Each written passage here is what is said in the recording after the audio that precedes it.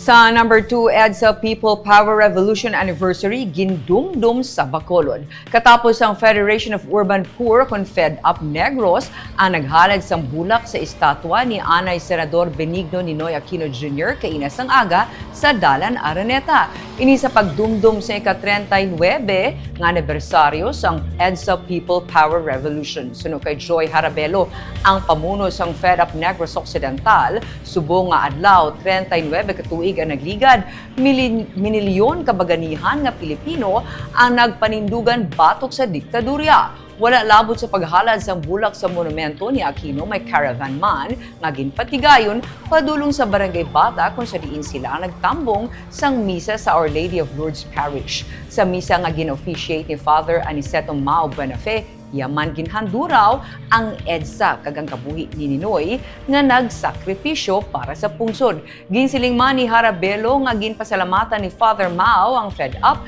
sa pagpadayon sang pagdumdum sang EDSA apesar ng administrasyon karon nagproklamar sini bilang special working holiday. Suno kay Harabelo ang EDSA pagpakita sang pagkabaganihan sang ordinaryo nga Pilipino. May kangtanan sa ginapaabot nga piniliay, suno kay Harapelo, may mensahe sila sa mga kandidato nga dapat usisao nila ang ila konsyensya sa mga yara sa posisyon nga wala man lang sang binuhatan nga maayo hindi na lang magpapili. Sa mga bumuloto, dapat dumdumon nga ang public office is a public trust. Kinahanglan ang yadtong masaligan. Ang kwarta kag ayuda hindi dapat ang magpatod sang boto, suno kay Harabelo.